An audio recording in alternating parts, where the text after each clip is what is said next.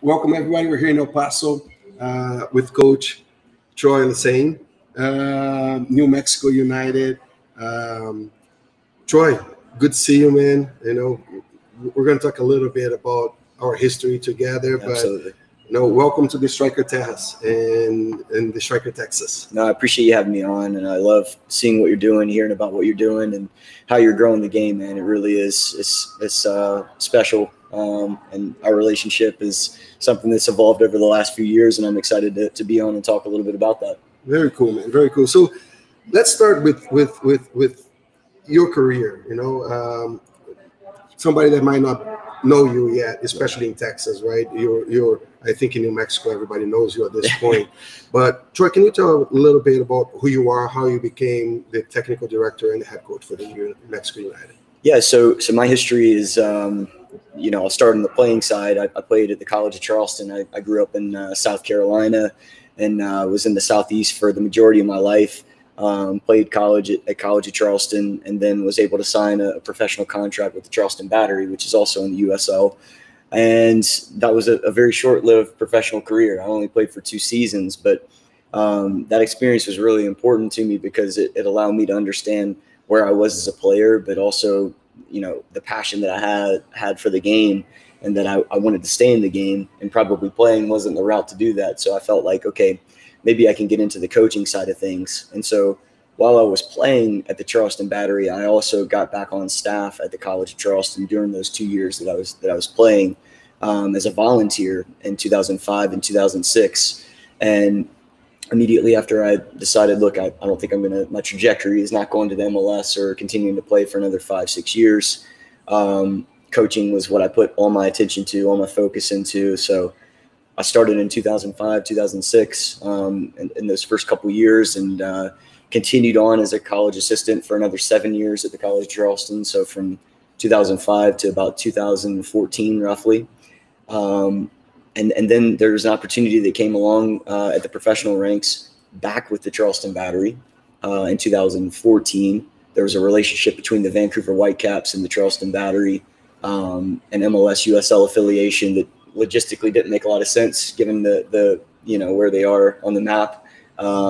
But at the same time, it opened up the door for me to work in the professional level. So once I did that, then I really knew, like, this is where I want to be. I love the college game, but I really, really enjoyed the challenges of coaching in the USL and the professional ranks. From there, then I was hired by Mike Jeffries at the Charlotte Independence in their inaugural season in 2015.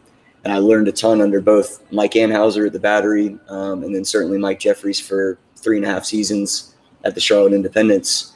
And throughout all that time, because I'd been coaching for so long, that was 15, 16 seasons as an assistant coach. I was trying to get a head coaching job.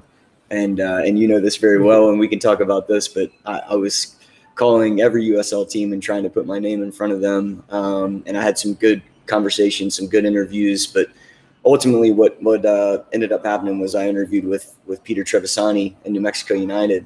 And, it's been a perfect match. He's been an unbelievable owner, mentor, friend in so many different ways. And so I've been with New Mexico United since August of 2018, and here we are today. Nice. I want to go back to the ownership relationship that you have with him. But we I think I said this on one of our podcasts already.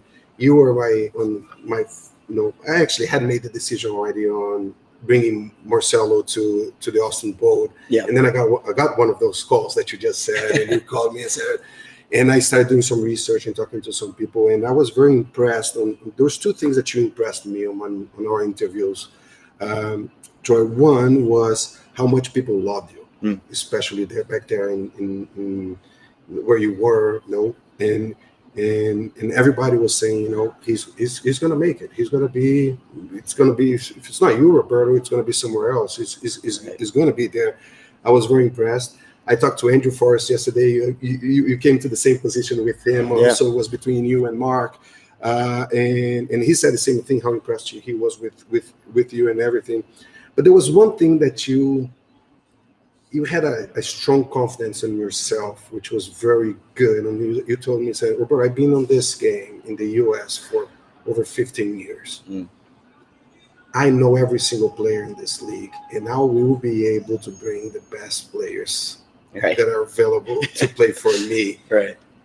Man, and you did that with New Mexico United, right? Especially in the first season. The second season, you lost a lot of players from one season to the other, but you still keep going. What can you say about that? Well, you have to have a lot of self-belief, right? And when you say that statement back to me, and if I was in your position, I'd be like, this kid is crazy, because I think I'm young, and sometimes I look, a little bit younger than I am. So there's also a lack of head coaching experience, right, that was attached to me at that time period. And so you have to make, as a president of a club, you have to make hard decisions, and you have to go with what feels right to make sure, especially whenever you're starting a franchise from scratch, what's going to give you the best opportunity to go and win ultimately. So, but my self-belief, I genuinely believe that I could do that for a franchise. And the great thing about Peter Trevisani as it relates to him is that he's not a soccer guy. He'll be the first one to tell you. I was going to ask you that. Yeah. He's not a soccer guy. What he is, though, is I think he's a great evaluator of hard work. He's a great evaluator of someone that's going to be able to get in the trenches and carry out really the vision that he had for the club, which was just to be an agent of positive change. He didn't have anything in his mission statement about, the soccer side of things. He wanted to try to, bring so much positivity to the state of New Mexico by using the soccer club to allow him to be able to enable that factor. And as you can tell, I think I'm the type of young coach that has a ton of energy. And not only do I want to put a product on the field that everyone can feel great about, but I also want to make an impact in our community in New Mexico. And that's something that I'm very proud that we've been able to do over the course of 3 years. But also, I definitely understand where you were at the time, because I did feel that from you. I felt like, man, you wanted to pull the trigger. You wanted to potentially give me a chance, but you also had to make a hard decision and go with someone that had a bit more experience. And I think that's what all young coaches are up against whenever they're trying to get their first opportunity. Yeah. Well, I think it was even more than that. It was not just the experience that Marcelo had. It was, we had been talking in about that position for over 2 years at that point, right? Yeah. So it was something that was already good. But anyways, going back to you, you are a head coach, a technical director. Sure. And you have an ownership that's not soccer, knowledgeable, if I may. Maybe now at this point he is. He's up to speed a little bit, no doubt about it. But when you're starting a new franchise, basically by yourself at this point, right? With some lack of experience as a head coach and a technical director. What were the challenges and the benefits of being so independent in a way? Yeah, so the benefit of something like that is, that same belief that I was communicating to you. I felt like I knew, with a blank slate, with it just being brand new and being able to make a lot of decisions, who gets to do that in their first job? Not many people have that ability. You go in, and a lot of times you have to, either it's not new and you're coming in and you're trying to restructure things in the way that you want, or if it is blank, then you might have someone that's overseeing these decisions and not allowing you to really fully go for it. So I didn't have that challenge. Peter was fully supportive. He trusted me on so many different decisions on the technical side. So that was the benefit. The challenge is that there was a bit of a knowledge gap, right? There was a knowledge gap with the front office and trying to get them up to speed about what the USL really is, so we could be successful again on and off the field. But also the challenge is you've got to come through, and you've got to really make an impact in year one.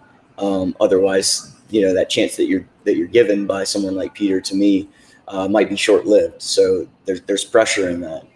But I was ready for that, and I was excited about that. And I also got lucky because the community in New Mexico, immediately, they were so invested. And that's a special thing. As you know, it's so hard to get, the community at large interested in what we're doing. But doesn't that increase also the pressure? Because now you have, 12,000 people in the stadium. Yeah. You will go to the grocery store, people know who you are and your family and all of that thing. Yeah. I almost have that feeling that it's a little bit of South American European feel that you got in New Mexico, because you guys are the star of the town, to be honest, right? Yeah. It's funny you say that. so right now, we're coming off of 2 matches where we were up 1-0 at Colorado Springs and we lose 3-1. We were up 2-0 at Real Monarchs and we lose 3-2. And I come back, and to your point, and our community, our media, they're like, hey, what's going on? And it's because it matters. It matters so much to what our results are. And, there is pressure with that, but I think that's what everyone wants. Everyone wants that type of environment. Again, another quick story is I had my family in town in the first year, and we were doing pretty good in the beginning of the year, the first season. But we were playing in the Open Cup, and we had a bunch of Wednesdays, Saturdays, and we had a Wednesday game. We did great in the Open Cup. Everybody's excited. And then on Saturday, we had a home match for Sacramento Republic, and we lost 3-0. And it was a tough result in front of 12,000. And I thought the fans would, be okay. We just won an Open Cup game. No. I go over to see my family at the end of the game, and I'm getting booed, And but I love it though, because again, that's what soccer is all about. Yeah. They're passionate about it. They love the game. They expect us to win, and that's a good thing. That's a good thing. Going back on the head coach, technical director position, right? There's some clubs in the USL level that have, like you do, same person. Some clubs that divide that into 2 different positions. What is the difference between that? What is your feel about that? So going into the interview and going into year 1 and probably even year 2, I think I felt very strongly that the two positions, I could take responsibility for the 2 positions, and I still feel that way in year 3. But I think my mindset's changed about what some of the responsibilities are and understanding the other side of it. Meaning, going into it, I felt like no doubt about it, I want both roles, and for a USL team in particular, I think it's unnecessary in a lot of ways to have 2 different roles. But now my mindset's changed a little bit more because I see the benefits of having another person in the role. From the standpoint of, look, the relationships are extremely important to me on the player side. And ultimately the players know that I am the technical director and that I make tough decisions. I have to make tough decisions, which again, I'm okay with the tough decisions. But I want these guys, in terms of their life and financially, I want them to continue to grow that side of things as well. There are different constraints that we have, and the players are well aware of that. But again, they know that I'm having those conversations with the agent in order to be able to keep them in New Mexico or sign them originally with New Mexico. So to be able to have a little bit of a buffer there at times would be nice. And also, just the ability to have one more person and have another set of eyes as well, just to be scouting and be able to have conversations with agents and different personnel in relationship to looking at more players, I think would be useful. But again, as it related to year 1, it was nice to be able to be in both roles to make these decisions. And moving forward, if you look at Troy of the future, right? Where do you see Troy of the future? More on the technical director side, more on the head coaching side? Because clearly you can do both of them very well. Definitely on the coaching side, and I think I'm doing fine on the coaching side. I got a lot more to learn and continue to grow, but I think I excel much more in that more so than the technical director side. But the learning experience of negotiating contracts, having so many different conversations, that's been the learning curve for me has been tremendous. But I'm much rather be on the field. I love being on the field. It's a good feeling. Yes. Right? Yeah. Troy, if you look at setting up a squad, right, especially in the USL level, with such a pressure from the community, like we just discussed, that you have, that we would say most of USL teams do not have, right? So I think that's an added, that rotations of players that USL has naturally. How do you manage that, or are there solutions with the limitation of budgets that we have? Yeah. And the pressure of the community of creating that relationship? Yeah, I think I want to leverage what we have in terms of our fan base and our community to be able to keep continuity within our team. And we've been able to do that. And that's been something that I've been really intentional about, making sure we want to keep all of our best players. That doesn't always happen necessarily, but we've been able to keep from year one. I think we have 9 players still from the original roster that play. Not only are they in the squad, but they play a big part in our squad every week. So there's familiarity with Devin Sandoval and Josh Suggs and Sam Hamilton and Austin Yearwood. And there's another Juan Guzman. There's so many other names that have been a part of the club from year 1 to now year 3. And not only does that help to continue to grow our brand, the individual players' brand, but also just that connection with player to community, where our community knows who's going to be in our lineup. That's very important. But it also allows us to be successful, because now I don't have to reshuffle 6, 7, 8 players every single year to be able to teach them our style of play, teach them our culture, our principles of play. So I think that's been really very useful for us, is the continuity we've been able to keep from year 1. And that, being the technical director, again, those decisions, I'm very lucky to be able to make those decisions. Good, cool. Let's come back to Texas a little bit, okay. right? Most of our audience is from Texas for obvious reasons. Let me ask you first, does it feel balanced, the divisions of USL this year, or this Mountain Division, Western is a little bit tougher than the other ones? I think if you ask every coach a part of every single division, they're going to probably think that their division is the most difficult. But if you look at our table right now, it's incredibly tight. And so I think that speaks to the quality of teams that are there, the quality of clubs that are in our conference. I can't really speak to the other conferences right now. I can only speak to ours. And balance, it's a little too balanced right now. I would love to see some separation, obviously, on the positive end for our club. But it's going to be fun. It's going to be a battle to the end this year. So talking about that battle to the end, we had some conversations on our podcast that on the beginning of the season, I think we were on round 4 or 5, we basically ruled out RSL from being strong on this division. And at that point, I ruled out Colorado Springs. There were some of our guys that said, "Don't do it; it's too early." And of course, I was wrong. Clearly, I was wrong. They're doing pretty good now. But if we were to focus on the 5 teams, your own team and the 4 Texas team, and let's say if we had 4 spots for the 5 teams, can we go over a little bit of each one of those Texas teams and how you feel and how you see them and what does concerns you, or which one would be? So let's start with San Antonio. How do you feel about San Antonio at this point? Yeah, number one, a very experienced coach, and Alan Marcina. I mean, Alan he won a championship with San Antonio back in the NASL days, so he's been a winner before. He was top of the division last year, and the division that he played in, and one of the best teams in the Western Conference. And then the talent that he's been able to add to the club this year is really impressive. So we played them what was it, 2 weeks ago, 3 weeks ago in Albuquerque. And they were actually missing Santiago Coutinho at the time. And Santiago, he's a player I looked at in the offseason.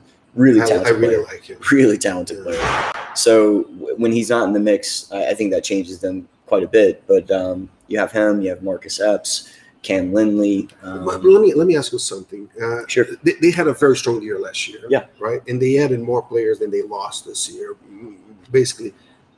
And they're struggling more than I would expect. Again, I'm wrong. I was wrong with San Antonio at this point of the season, like I was with Colorado Springs on the other way.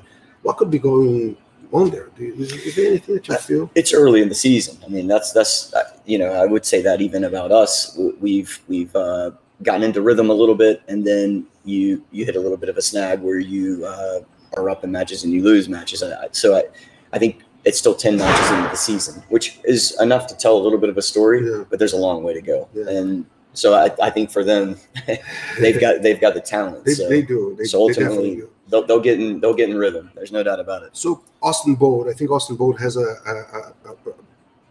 big challenge this year with, if I'm not mistaken, at least that's the information that we have overall, is that the whole squad is on a 1-year deal because they don't know what's going to happen next year, right? Okay. How do you see them this season, and how do you think that can impact on the result on having such a short-term contract with all the players? Yeah, I can't really speak to the 1-year contract. I don't know a lot about that in terms of their situation, but I also think that for the USL, to what we were talking about earlier, that's kind of the norm. It's been the norm. So a lot of players are under 1 and maybe 2-year type deals. We're actually trying to change that a little bit by re-signing some guys mid-year to help them have continuity and security for their career. But I can just speak to playing Austin now twice, and they defensively, when they get into their low block, with how organized they can be with some senior players, very difficult to break down. And they also can hurt you going the other way in transition. So we have to play them now twice at their place. And I never enjoyed coming to Austin whenever you were there, and Marcelo knows that too. They're a tough side. So if you have that structure defensively, then you're always going to give yourself a chance to be able to pick up points. Yeah, I talked to Mark yesterday, and Mark made a very, very good comment about Bold. He said, Bold is that team that you never know what they're going to be. They can be great, or they can struggle, right? It's a very uncertain what we're going to get, and if you get them in a good day, it's going to be a hard day. Yeah, we got a good result against them our first home opener in a year and a half. And they were a little more open in that game. I think whenever they play a little bit more structured defensively, I think that's their identity, and really hard to break down. We didn't have we ended up tying them 0-0. So we'll see what we get whenever we go to Austin. Yeah, RGV, first year that they're independent, big changes on the front office, on the technical staff. We could even say it's almost an expansion team. Yeah. In some ways, what do you feel about them this year? First, I feel, and I told Wilmer this after the game. I mean, Wilmer's a guy that I look up to. He doesn't know me. He barely knows me. I ended up going down there whenever he's with the U17s in Florida and recruiting a couple of his players and just watching him work there. So that was 10, 12 years ago. But he always has put teams in a position to win. Not only does he accumulate talent, but he also gives them a great structure. I think they have a real identity this year. We didn't really get anything going playing at RGV the first match of the season. Hard place to go play as well. So they're going to be tough. They're at the top of the division right now for a reason. Yeah. I left El Paso for last for obvious reasons. We're here in El Paso today. Yeah. We're playing them tonight. But besides that, we also discussed this within our group, that biggest rivalry, that El Paso is almost not a Texas team. It's almost a New Mexico team in many ways, right? Don't say that in El Paso. Don't say that in El Paso. It's more in the sense of saying the derby of El Paso is you guys, right? They feel more outside of Texas than they have rivalry. They don't see Austin Bold as a rivalry. They don't see RGV, or they don't see even San Antonio as a rivalry. Their rivalry is New Mexico, and I have a feeling that New Mexico also have that feeling that it's El Paso. So leaving that for last, and I promise Mark won't hear this before the game tonight. What do you see on them?